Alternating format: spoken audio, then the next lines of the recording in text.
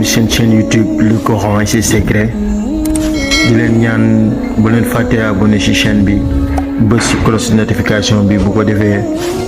vidéo bu ñu dugal rek ngeen bokk ci ñu koy njëkk jot yal na yàlla def jàmm wasalaam. ñu kon fas yéene tàmbali ci képp koo xam ne di nga jàng suratul Ixlaas ñetti yoon gannaaw jullik farata gu nekk maanaam boo jullee suba ba noppi nga jàng suratul Ixlaas 3 fois. boo jullee tisbaar jàng ko 3 boo jullee takkusaan jàng ko 3 boo jullee timis jàng ko 3 boo jullee gee itam nga jàng ko 3 boo noppee nga tifli ko ci sa loxo ndeyjoor maanaam sa digg loxol ndeyjoor nga koy tëfli boo ko ci tuflee nga daal di koy raay ci sa mbaggum ndeyjoor raay ko itam ci sa mbaggum càmmooñ gis nga lii képp koo xam ne saxal na ko billaahi wallaahi watallaahi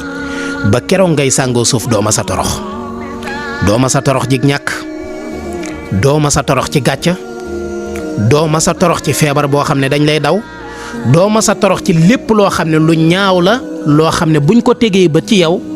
baa ñu dégg ko ci yow nga am ci gàcca wala boog nga ñàkk wala nga sonn bay ñaan wala ngay leb loolu lépp suñu borom subhaanahu wa taala dañ la ci suturaal te mbokk yi loolu yomb na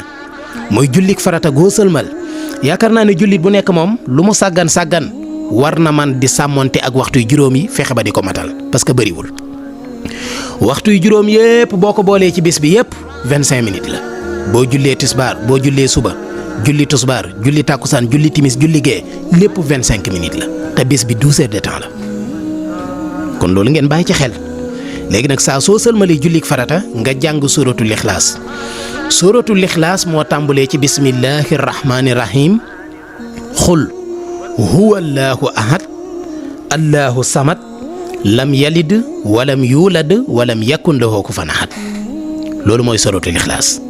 saa soo sëlmalee jullik farata nga jàng ko ñetti yoon daa di koy tufli ci sa ténqul ndeyjoor daa di raay ci sa mbaggum ndeyjoor raay ko itam ci sa mbaggum càmmooñ sa mbaggum càmmooñ mbagg yaakaar naa ne amadi nuñ koy waxeete ci tubaab épaule mu ngoog raay ko ci sa épaule ndeyjoor sa épaule càmmooñ maanaam épaule droite ngay njëkk a raay boo noppee nga raay ko ci épaule gauche bi incha allahu taala ba keroog ngay faatu doo ma sa torox doo ma sa am gàcca tey doo ma sa sonn ci wàllu koom-koom foo toll rek suñu borom subhaanahu wa taala da lay defal sutura.